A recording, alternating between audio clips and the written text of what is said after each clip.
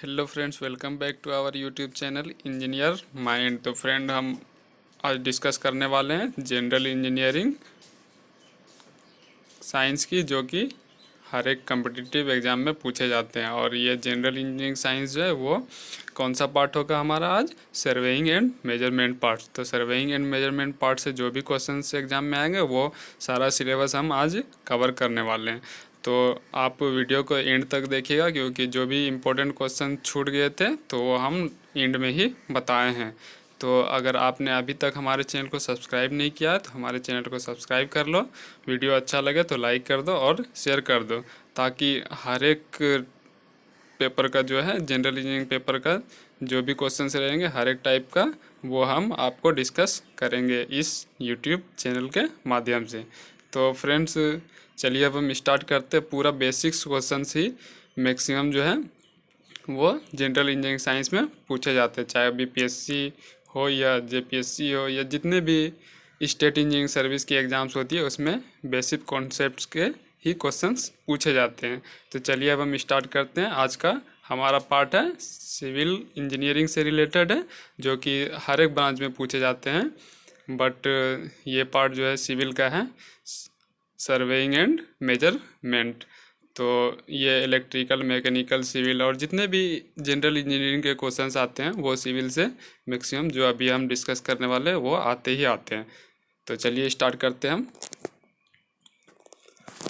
Surveying relate surveying क्या होता है? अगर आपको एग्जाम में पूछ दिया जाए तो व्हाट इज सर्वेइंग, तो आप बोलेंगे surveying is the art of determine the horizontal distance on the surface of the अर्थ। तो आपका एग्जाम में क्वेश्चंस इस टाइप से रहेगा कि relative horizontal distance measurement on the process of surveying. तो सर्वेइंग में क्या हम लोग करते हैं? हॉरिजॉन्टल डिस्टेंस मेजरमेंट करते हैं। और लेबलिंग में क्या करते हैं? Relative vertical distance measurement on the surface of the अर्थ। तो आपको एग्जाम में अगर पूछ दिया जाए कि relative vertical distance measurement on the surface of the earth in which process, तो हम लोग बोलेंगे लेवलिंग प्रोसेस। तो आपको करेक्ट आंसर क्या टिक करना है? लेवलिंग।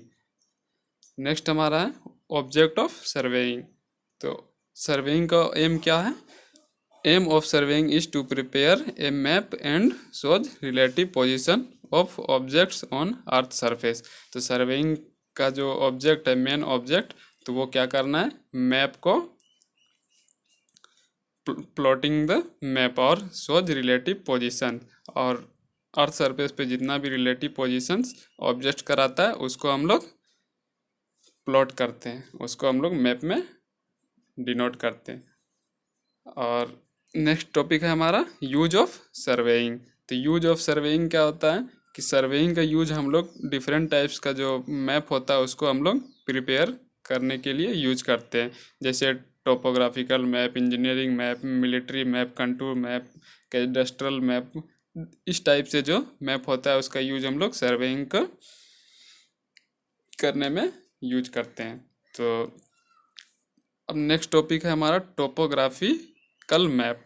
टोपोग्राफिकल मैप क्या होता है? जब नेचुरल फीचर्स को हम लोग सोच करते हैं किसी भी मैप में, तो हम लोग टोपोग्राफिकल मैप यूज करते हैं। टोपोग्राफिकल में सपोज अगर कहीं पर ट्री है, रोड का कंस्ट्रक्शन हो रहा है, या फिर कोई हाई राइज बिल्डिंग बनना है और प्रिलिमिनरी इंस्पेक्शन कर रहे हैं, तो प्रिलिमिनरी इंस्पेक्शन जब करते हैं तो टोपोग्राफिकल मैप हम लोग मेजर करते हैं, टोपोग्राफिकल मैप बनाते हैं। तो टोपोग्राफिकल मैप जो है क्या सोच करता है? नेचुरल फीचर्स, ट्री है, रिवर है और बहुत सारा रहता है कि high rise building, historical building, तो उस सब चीज़ को सोच करने के लिए हम लोग टोपोग्राफिकल मैप यूज करते हैं। और इंजीनियरिंग मैप जो है, इंजीनियरिंग वर्क से रिलेटेड जितना भी मेजरमेंट करते हैं तो हम लोग वो इंजीनियरिंग मैप के द्वारा शो करते हैं।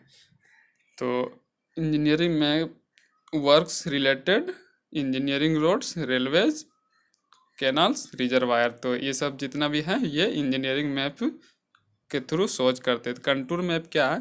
जब capacity of reservoir and find best possible route, जब रिजर्वायर का कैपेसिटी को हम लोग मेजर करना रहता है। सपोज ये रिजर्वायर है और इसमें कितना पानी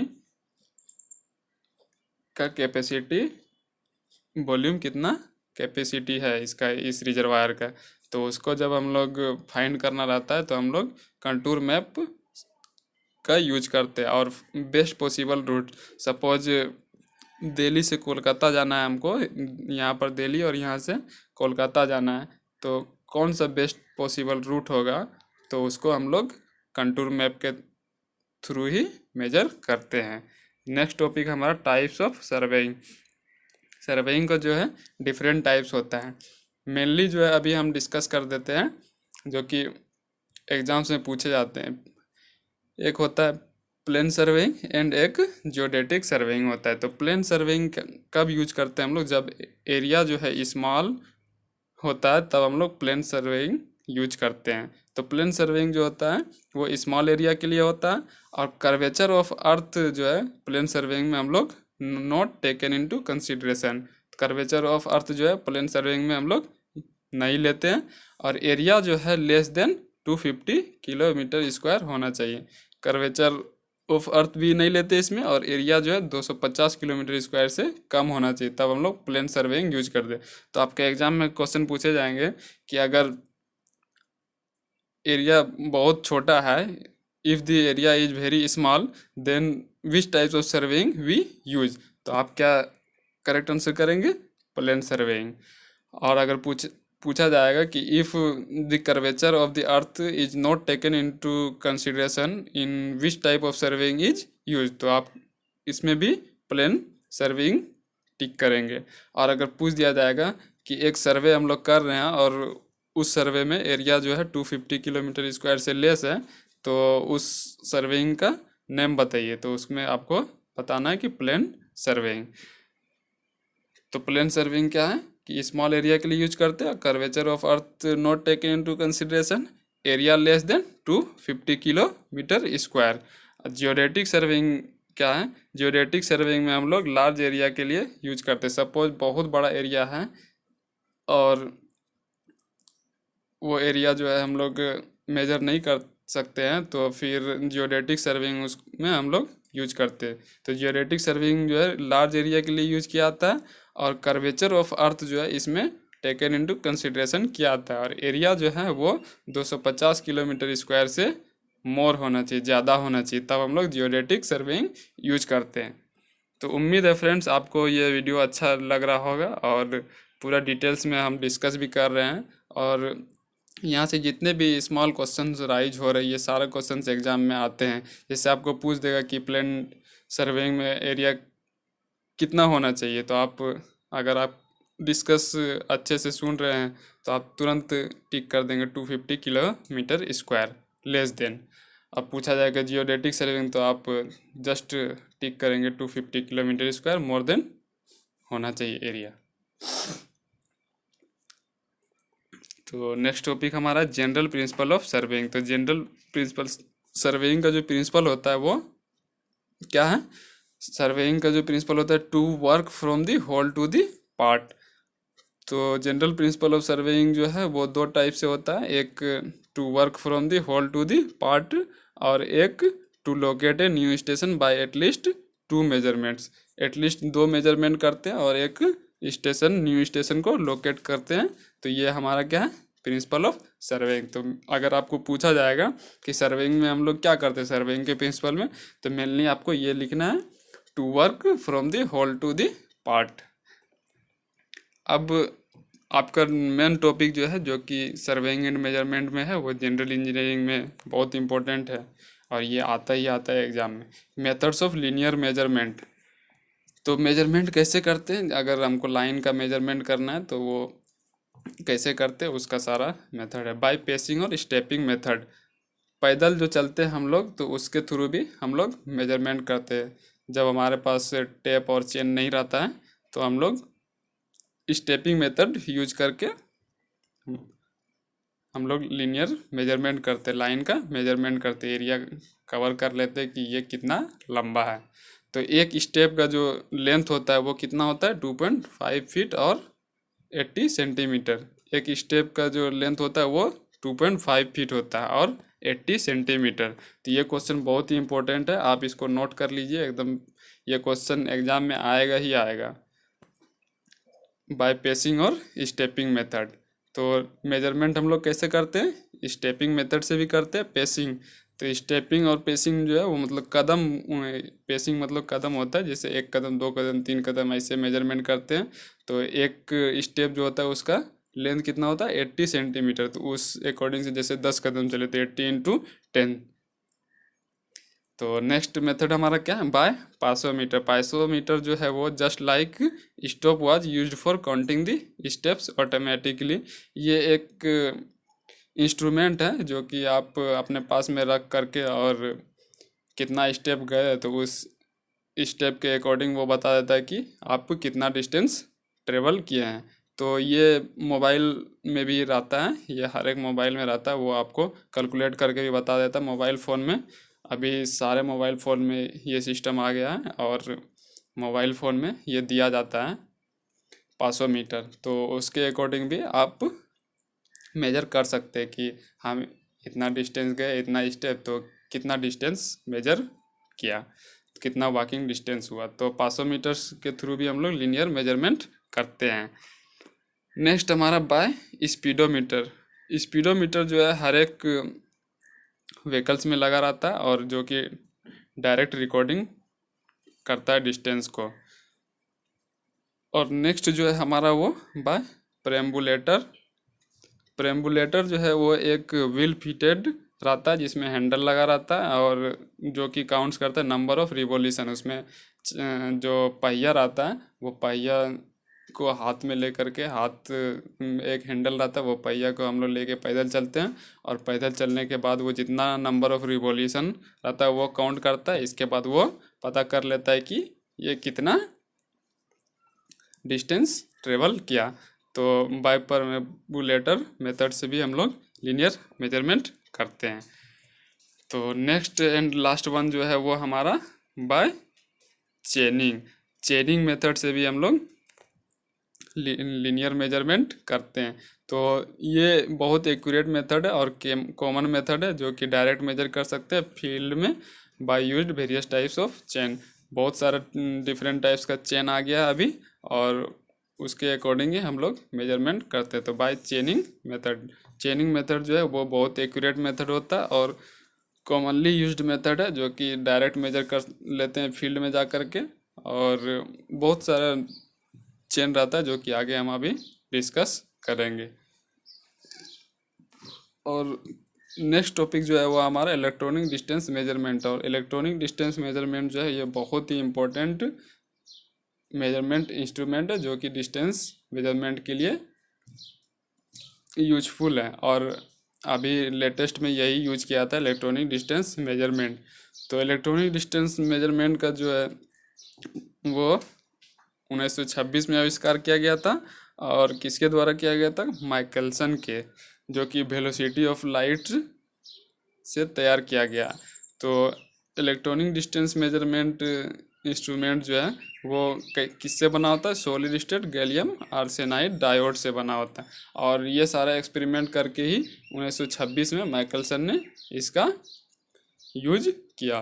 तो इलेक्ट्रॉनिक डिस्टेंस मेजरमेंट से ही अभी हम लोग मेजर करते हैं और ये रेज के द्वारा मेजर होता है। सपोज 1 किलोमीटर पर डिस्टेंस मेजर करना और यहाँ पर हमारा मेन स्टेशन है, तो यहाँ से यहाँ हम लोग जा करके मेजरमेंट नहीं करते, यहाँ से यहाँ डायरेक्ट रेज जाता है और रेज डिटेक्ट होकर के रिफ्लेक्ट होकर यहाँ पर आ जाता है। तो हमको पता चल जाता है कि यहाँ से यहाँ का डिस्टेंस कितना है। तो इलेक्ट्रॉनिक डिस्टेंस मेजरमेंट जो है वो कितना टाइप का होता है, वो 2 टाइप का होता है। तो एक इलेक्ट्रो ऑप्टिकल इंस्ट्रूमेंट होता है, अगर वेव लेंथ 0.7 से 1.2 माइक्रोमीटर तक हो तो उसे इलेक्ट्रो ऑप्टिकल इंस्ट्रूमेंट बोलते हैं हम लोग। तो ये जो है शॉर्टर वेवलेंथ जब रहता है तो हम लोग यूज करते हैं और नॉट अप्लीकेबल फॉर डेंस और फॉग मीडियम। तो आपको एग्जाम में पूछा जाएगा कि अगर डेंस मीडियम और फॉग मीडियम रहे तो उसमें कौन सा इलेक्ट्रॉनिक डिस्टेंस मेजरमेंट का हम लोग यूज करेंगे। तो आप डायरेक्ट बोल दीजिएगा माइक्रोवेव इंस्ट्रूमेंट्स, क्योंकि इलेक्ट्रो ऑप्टिकल इंस्ट्रूमेंट्स में जो है हम लोग डेंस और फॉग मीडियम में इस इलेक्ट्रो ऑप्टिकल इंस्ट्रूमेंट्स को यूज नहीं कर सकते, क्योंकि इसका जो शॉर्टर वेव लेंथ होता है। तो अगर आपको पूछ दिया जाए कि कौन सा इलेक्ट्रॉनिक डिस्टेंस मेजरमेंट का वेवलेंथ बहुत शॉर्ट होता है, तो आप बोलिएगा electro optical electronic distance measurement instrument. तो वन हो गया। और दूसरा सेकंड टाइप जो होता है इलेक्ट्रॉनिक डिस्टेंस मेजरमेंट इंस्ट्रूमेंट, तो वो है हमारा माइक्रोवेव इंस्ट्रूमेंट। तो माइक्रोवेव इंस्ट्रूमेंट जो है वो मोस्ट सूटेबल इंस्ट्रूमेंट है फॉर डिस्टेंस मेजरमेंट, जो कि किसी भी मीडियम में यूज हो जाता है, चाहे डेंस हो या फॉग हो या रेनी सीजन हो, किसी टाइप से भी हो तो वो यूज कर सकते। तो माइक्रोवेव इंस्ट्रूमेंट का जो है हाई वेवलेंथ होता है, जिसके वजह से डेंस फॉग या सनलाइट बहुत ज़्यादा हो या बहुत बारिश हो रही है तो रेनी सीजन ये सब में भी हम लोग माइक्रोवेव इंस्ट्रूमेंट्स को यूज़ कर सकते हैं। तो माइक्रोवेव इंस्ट्रूमेंट्स का जो फ्रीक्वेंसी होता है वो 3 to 35 गीगा हर्ट्ज होता है, और वेव लेंथ जो है वो 1.0 से 8.6 मिलीमीटर्स के बीच में होता है। तो आपको इस तरह से एग्ज़ाम में क्वेश्चन पूछे जाएंगे कि माइक्रोवेव इंस्ट्रूमेंट्स की फ्रीक्वेंसी जो है वो कितनी होती है, तो आप बताएंगे 3 से 35 गीगा हर्ट्ज।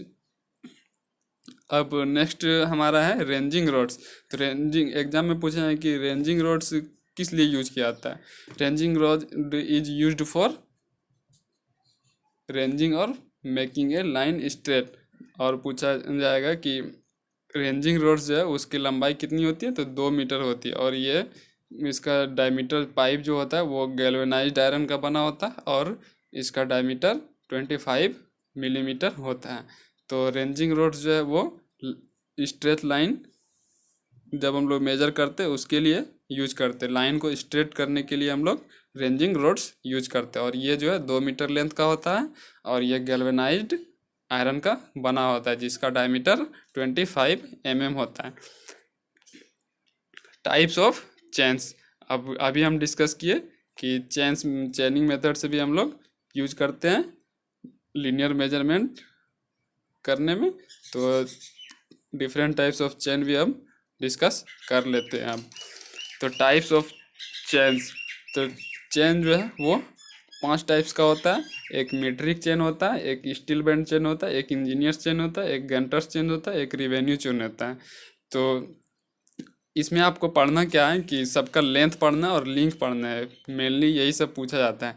आपको एग्जाम में पूछा है कि the length of metric chain is, option दिया रहेगा, तो आप बोलेंगे कि मीट्रिक चेन का जो लेंथ होता है वो 20 और 30 मीटर होगा। 20 मीटर दिया रहेगा तो आप 20 टिक करेंगे, और 30 मीटर दिया रहेगा तो 30 टिक करेंगे। और इसमें कितना लिंक होता है, वो 100 लिंक्स में डिवाइड रहता है। और स्टील बैंड चेन जो होता है उसमें भी उसकी लंबाई जो होती है लेंथ वो 20 मीटर होती है और 30 मीटर होती है, या तो 20 मीटर की हो सकती है या 30 मीटर की हो सकती है। और इसका लिंक भी जो है वो 100 लिंक होता है, 100 लिंक्स होता है। इंजीनियर्स चेन मेन जो है हमारा इंजीनियर्स चेन ही होता है, क्योंकि ये फीट में मेजरमेंट किया आता है और इंजीनियर्स चेन फीट में ही रहता है। तो इंजीनियर्स चेन की जो लेंथ है वो 100 फीट होती है, 100 फीट, और 100 लिंक्स रहता है इसमें, और 10 फीट पे टेलीज रहता है, जो कि पार्ट में डिवाइड रहता है 10 पार्ट में, तो 10 पार्ट्स में रहता है। तो इंजीनियर्स चेन की लेंथ जो है वो 100 फीट, लिंक 100 लिंक्स, और टेलीज हर एक 10 फीट पे टेलीज रहता है। और नेक्स्ट जो है हमारा गंटर्स चेन है। गंटर्स चेन की जो लेंथ होती है वो 66 फीट होती है, और इसमें भी 100 लिंक्स होता है, और 1 लिंक्स जो है वो 0.66 फीट होता है। रिवेन्यू चेन जो है उतना यूज में नहीं आता है, बट रिवेन्यू चेन के बारे में भी हम थोड़ा डिस्कस कर देते हैं।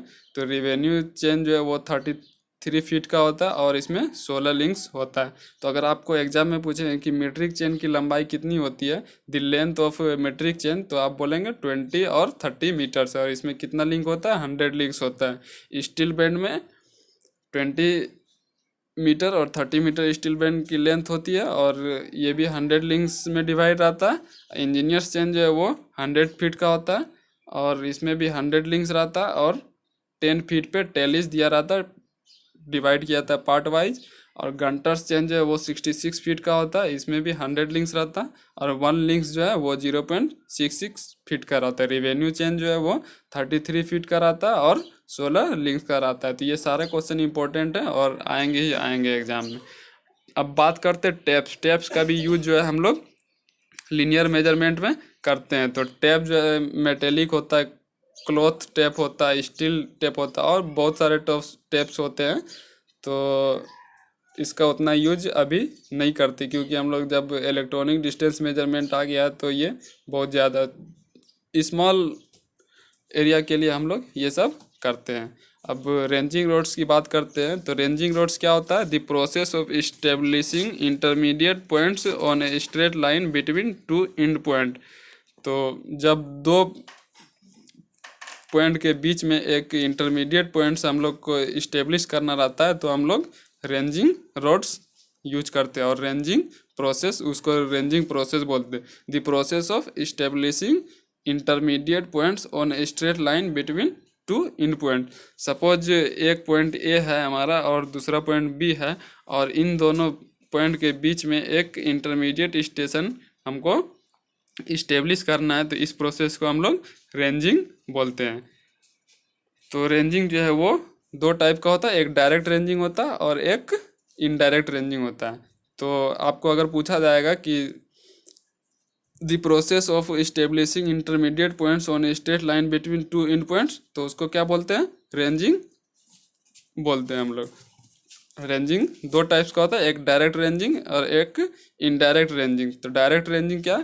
जब दो इंस पॉइंट जो है इंटरविजिबल हो तो हम लोग उसको डायरेक्ट रेंजिंग बोलते हैं। सपोज एक पॉइंट ए है और एक पॉइंट बी है, ये दोनों पॉइंट हमारा इंटरविजिबल है तो इसको हम लोग डायरेक्ट रेंजिंग बोलते हैं। और इनडायरेक्ट और रेसिप्रोकल रेंजिंग क्या है?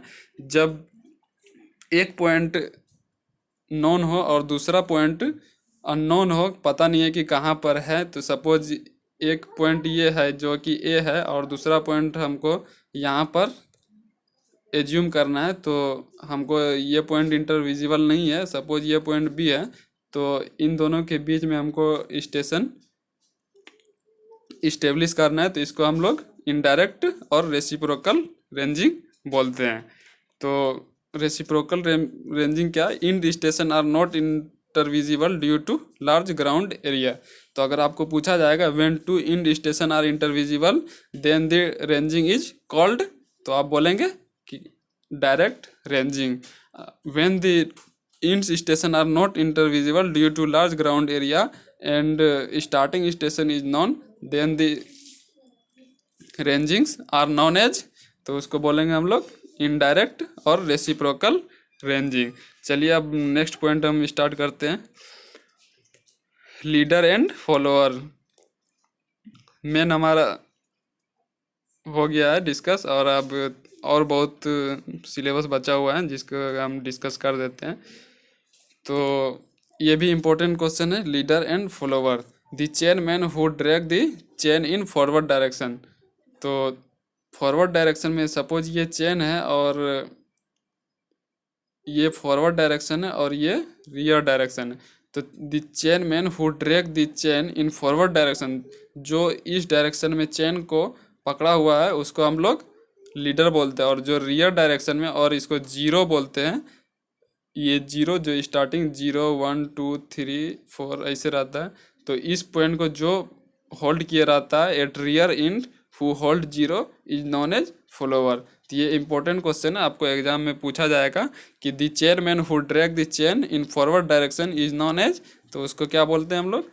लीडर बोलते हैं। The chainman who hold at rear end and hold zero is known as follower. अब इरर्स भी बहुत इम्पोर्टेंट है, तो इरर्स पे अब डिस्कस करते हैं थोड़ा। और अगर आपने अभी तक हमारे चैनल को सब्सक्राइब नहीं किया तो हमारे चैनल को सब्सक्राइब कर लो, वीडियो अच्छा लगे तो लाइक कर दो और शेयर कर दो, और वीडियो को एंड तक ज़रूर देखना फ्रेंड्स। एंड्स में भी बहुत सारे इंपॉर्टेंट क्वेश्चन है जो कि छूट गए थे बीच में डिस्कस करने के लिए, तो हम एंड में ही सारा क्वेश्चंस का डिस्कसन किए हैं। इरर्स जो है वो दो टाइप का होता है, इरर्स कब होता है, जबकि हम लोग जैसे कुछ काम कर रहे होते हैं और केयरलेस कर देते हैं, तो वो इधर से उधर हो जाता है, या तो टेम्परेचर बढ़ जाता है, तो चेन में टेम्परेचर बढ़ जाने के कारण चेन जो है वो चेन का लेंथ जो है वो बढ़ जाता है, या फिर टेम्परेचर एट रेंडम जो है डाउन हो गया तो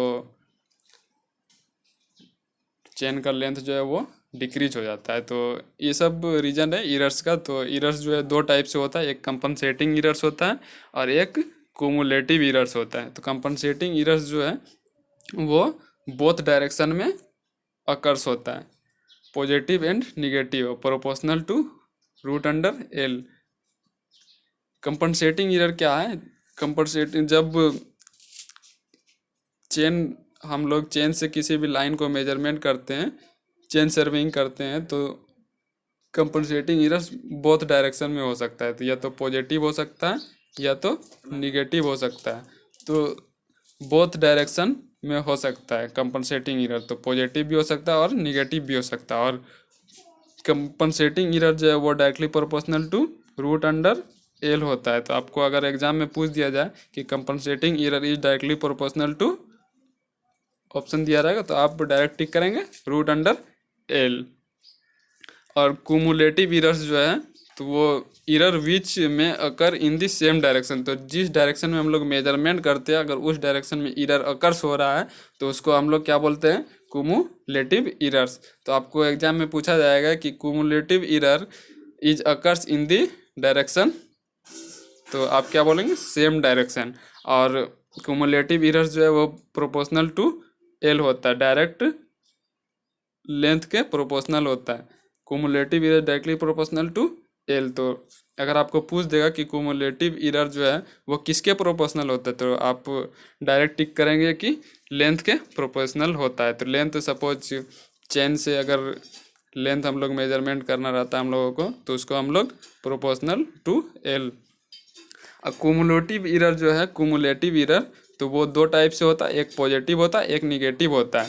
तो पॉजिटिव इरर जो है वो when the measured length of the line is more then the actual length, जब मेजर लाइन जो है वो एक्चुअल लेंथ से ज़्यादा होता है तब हम लोग उसको क्या बोलते हैं? पॉजिटिव इरर बोलते हैं।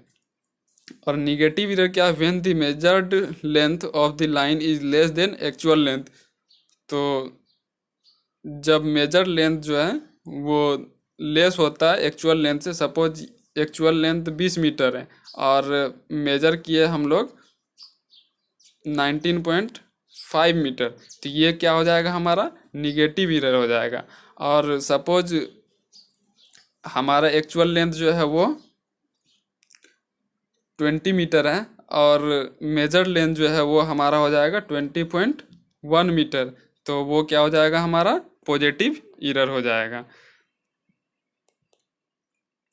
चलिए अब नेक्स्ट टॉपिक हमारा है चेन एंड टेप करेक्शन। तो टेम्परेचर करेक्शन का फॉर्मूला क्या होता है? C T is equal to alpha into T M minus T naught into L. तो अल्फ़ा क्या है? एक्सपांसन कोफिशिएंट ऑफ टेम्परेचर, और टी एम जो है वो मेजर टेम्परेचर है, और टी नोट या टी जीरो जो है वो इनिशियल टेम्परेचर है। और नेक्स्ट हमारा टॉपिक है पुल करेक्शन। तो पुल करेक्शन जो है वो C P is equal to P M minus P naught by A E into L. तो ई क्या? इलास्टिसिटी या यंग मॉडुलस भी इसको बोल सकते हैं। तो स्लोप करेक्शन जो है वो हमारा C H is equal to L minus root under 1 square minus H square is equal to H square by 2l। तो अगर आपको पूछा जाएगा who is the formula of अगर आपको पूछा जाएगा कि what is the formula of temperature correction, तो आप क्या करेंगे? Correct answer C T is equal to alpha into T M minus T zero into L.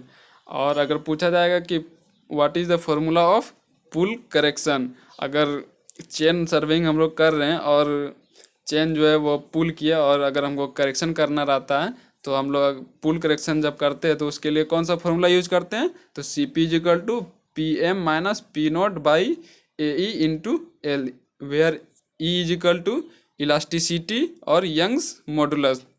अगर यंग्स मॉडुलस दिया नहीं रहेगा पुल करेक्शन में तो उसका वैल्यू हम लोग कितना काउंट करते हैं? 2.1 इंटू 10⁻6 kg पर सेंटीमीटर स्क्वायर। नेक्स्ट हमारा स्लोप करेक्शन। स्लोप करेक्शन का क्या फॉर्मूला होता है? L minus root under 1² minus h² is equal to h² by 2l। अब इम्पोर्टेंट टॉपिक से रिप्रेजेंटेटिव फ्रैक्शन। तो रिप्रेजेंटेटिव फ्रैक्शन क्या होता है? Distance on drawing of objects to the actual distance of object. Representative fraction जो होता है वो रेशियो होता है distance on drawing of objects to the actual distance of object. Suppose अगर 1 सेंटीमीटर हम लोग स्केल लेते हैं और 10 सेंटीमीटर एज्यूम करते हैं, 1 centimetre is equal to 10 metre, तो रिप्रेजेंटेटिव फ्रैक्शन जो है वो क्या हो जाएगा हमारा 1/1000। और अगर 5 centimetre is equal to 10 centimetre लेते हैं तो उसके according 5 centimetre is equal to 10 metre लेते हैं तो उसके अकॉर्डिंग क्या हो जाएगा हमारा 5/1000। तो ये हमारा क्या हो गया? रिप्रेजेंटेटिव फ्रैक्शन हो गया। तो रिप्रेजेंटेटिव अगर आपको पूछ दिया जाए एग्जाम में कि 1 centimetre is equal to 10 metre, then representative fraction ratio, तो आप क्या करेंगे? करेक्ट आंसर क्या चूज करेंगे? 1/1000। स्केल्स। अब नेक्स्ट टॉपिक है स्केल्स। स्केल्स जो है वो 4 टाइप का होता है, plain, vernier, comparative and diagonal. तो प्लेन स्केल जो है वो क्या मेजर करता है? 2 सक्सेसिव यूनिट रिप्रेजेंट्स करता है, और डायगोनल स्केल जो है वो 3 सक्सेसिव यूनिट्स रिप्रेजेंट करता है। तो अगर आपको पूछ दिया जाए कि दी 2 successive unit represents in which types of scale, तो आप टिक करेंगे प्लेन स्केल्स। और अगर 3 सक्सेसिव यूनिट्स रिप्रेजेंट्स पूछ दिया जाए तो आप क्या टिक करेंगे? डायगोनल। नेक्स्ट क्वेश्चन हमारा प्रिंसिपल ऑफ चेन सर्विंग। तो अगर पूछ दिया जाए कि what is the principle of chain surveying, तो principle of chain surveying is triangulations, means that area divided by number of well defined triangles. तो एरिया जो है number of well defined triangle से अगर डिवाइड किया जाता है तो उसको हम लोग क्या बोलते हैं? ट्रायंगुलेशन। और ट्रायंगुलेशन किसका प्रिंसिपल है? Principal of chain surveying.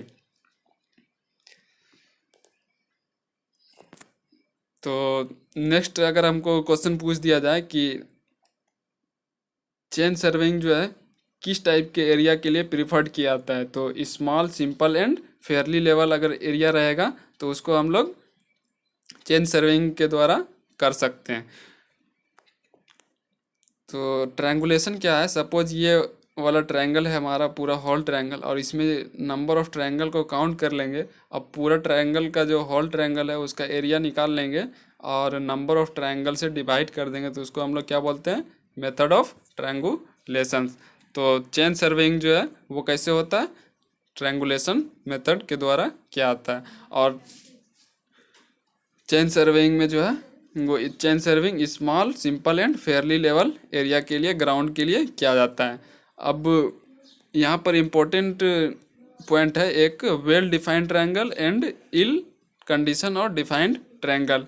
अगर किसी भी ट्रायंगल का कोई भी angle not less than 30 degree and not more than 120 degree, तो वो ट्रायंगल क्या कहलाता है? हमारा वेल डिफाइंड ट्रायंगल कहलाता है। अगर किसी भी ट्रायंगल, सपोज ये ट्रायंगल है और इसका सारा एंगल जो है 30 डिग्री से बड़ा और 120 डिग्री से छोटा है, तो ये ट्रायंगल हमारा क्या कहलाएगा? वेल कंडीशन और वेल डिफाइंड ट्रायंगल बोला जाएगा। और अगर कोई भी ट्रायंगल है और इसका एक भी एंगल 30 डिग्री से लेस और 120 डिग्री से मोर, तो इसको हम लोग क्या बोलते हैं? Ill condition triangle. तो वेल कंडीशन ट्रायंगल क्या है?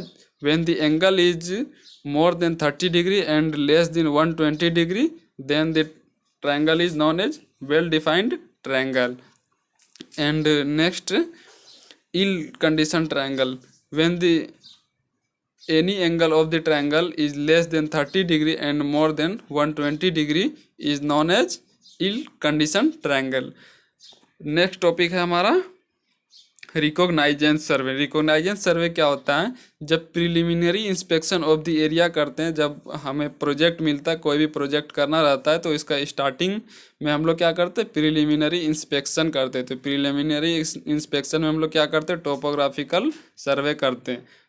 अभी लास्ट में हम डिस्कस किए कि टोपोग्राफिकल सर्वे क्या होता है, तो नेचुरल फीचर्स के बारे में पूरा इंस्पेक्शन करते हैं। तो रिकॉग्नाइजेंस सर्वे क्या होता है कि preliminary inspection of the area to be surveyed is known as reconnaissance survey.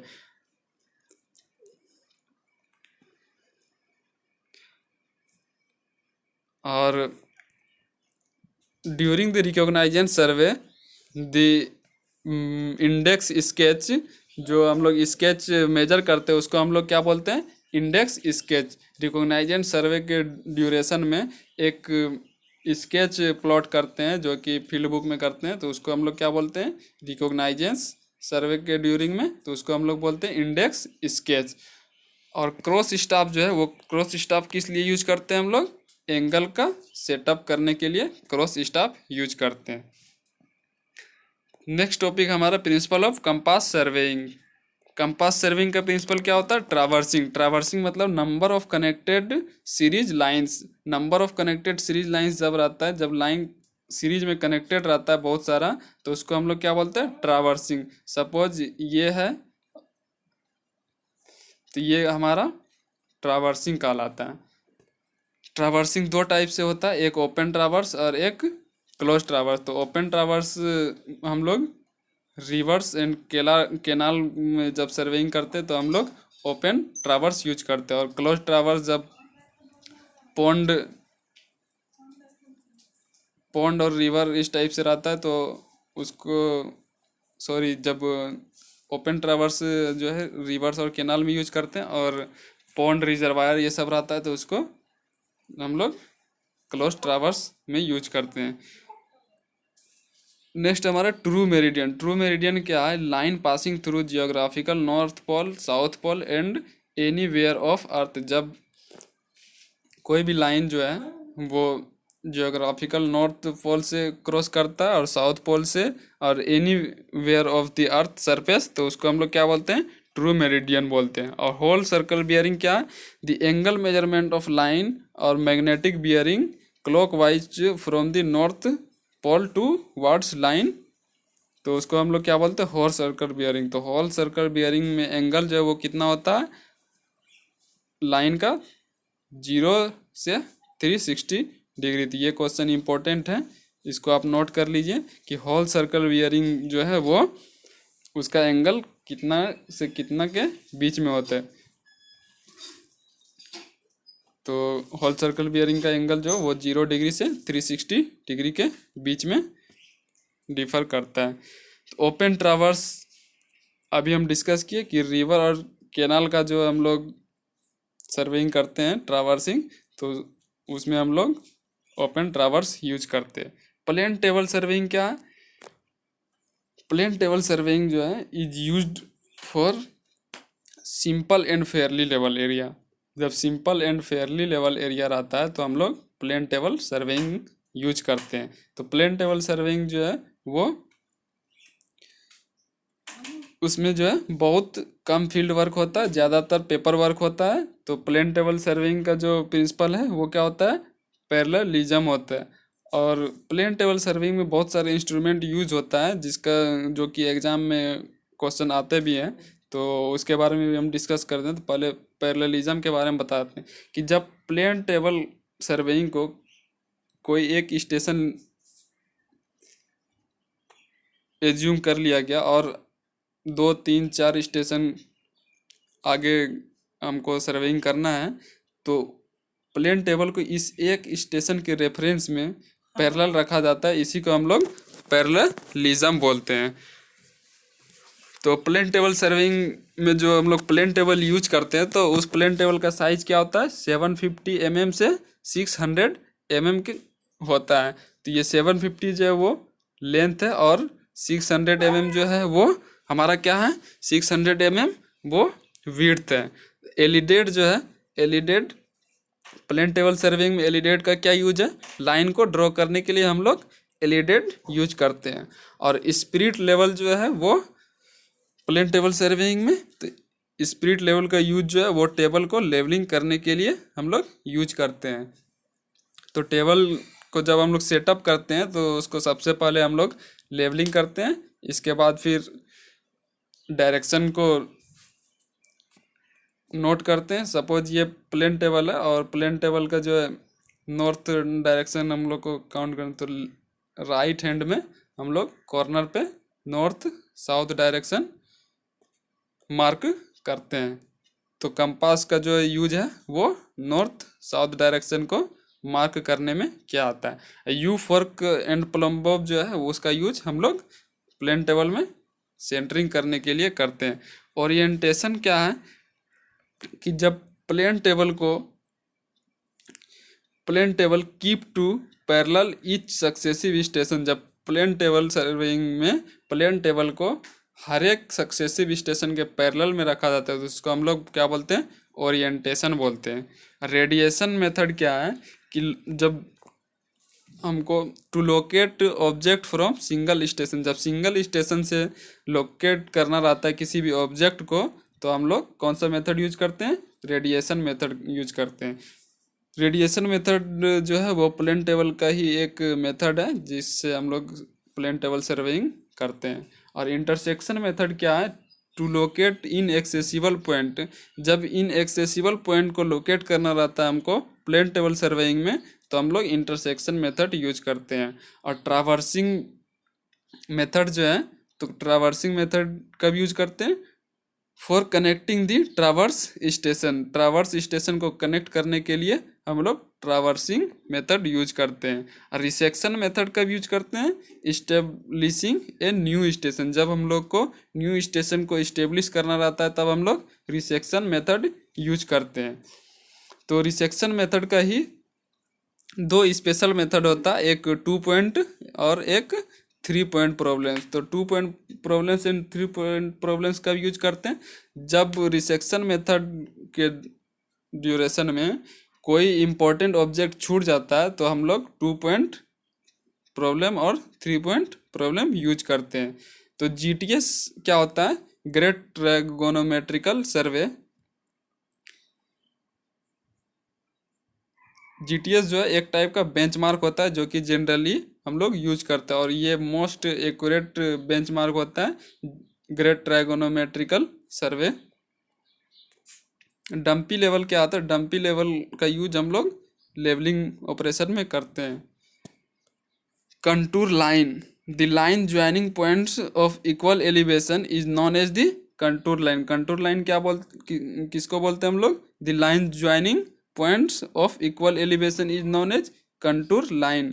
Theodolite बहुत इंपॉर्टेंट है और जनरल इंजीनियरिंग में 1-2 क्वेश्चन इससे आते ही रहता है और बीपीएससी का प्रीवियस ईयर में भी आप देखेंगे तो उसमें रहता है ये क्वेश्चन थियोडोलाइट से। तो थियोडोलाइट्स क्या है, used mainly for accurate measurement of horizontal and vertical angles up to 10 और 20। It is universal instrument. तो अगर आपको पूछ देगा कि what is the universal instrument in surveying तो आप क्या टिक करेंगे, theodolite. Theodolite is used for accurate measurement of horizontal and vertical angles. तो वर्टिकल एंड हॉरिजॉन्टल एंगल्स का मेजरमेंट करने के लिए, एक्यूरेट मेजरमेंट करने के लिए क्या यूज करते हैं, कौन सा इंस्ट्रूमेंट, तो थियोडोलाइट इंस्ट्रूमेंट यूज करते हैं। और थियोडोलाइट में हम लोग जनरली ट्रांजिट थियोडोलाइट यूज करते। तो ये भी पूछ सकता है कि ट्रांजिट थियोडोलाइट यूज करते या ओनली थियोडोलाइट। तो थियोडोलाइट बोलने से ट्रांजिट थियोडोलाइट ही होता है। अब कर्व है, डिग्री ऑफ कर्व। तो डिग्री ऑफ कर्व किसको बोलते हैं, the angle subtended by 30 metre length of chord unit chord is known as the degree of curve. तो रिलेशन बिटवीन, अगर आपको पूछ दिया जाए कि relation between degree and radius of curve तो क्या फॉर्मूला होता है, D is equal to 1719/r। ये बहुत इंपॉर्टेंट क्वेश्चन है और एग्जाम में आएगा ही आएगा। सुपर एलिवेशन जो होता है उसका क्या फॉर्मूला होता है, BB² by GR for roads. और रेलवे के लिए H is equal to GB²/GR। Centrifugal ratio of roads जो होता है वो क्या होता है 1/4, और रेलवे के लिए जो सेंट्रीफ्यूगल रेशियो होता है वो क्या होता है 1/8। लेंथ ऑफ कर्व का फॉर्मूला क्या होता है CL is equal to πr 5/180। ये सारा इंपॉर्टेंट क्वेश्चन है और ये आप जरूर कर लेना। टेक्योमेट्रिक सर्वेइंग।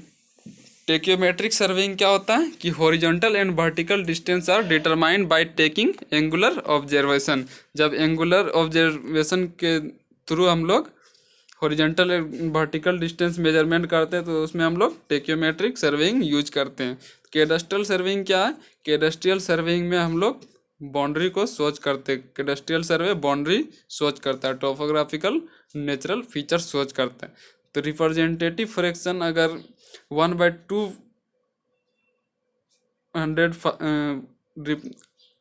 एक क्वेश्चन है कि the representative fraction is equal to 1/2500 means that 1 centimetre is equal to 225 metre. अगर रिप्रेजेंटेटिव फ्रैक्शन 1/25 जो है means that 1 centimetre is equal to कितना होगा 25 मीटर होगा। फॉर बियरिंग्स, ये बियरिंग्स वाला क्वेश्चन इंपॉर्टेंट है क्योंकि एंगल मेजरमेंट से रिलेटेड है और ये हर एक एग्जाम में 2-3 मार्क्स के पूछे ही जाते हैं।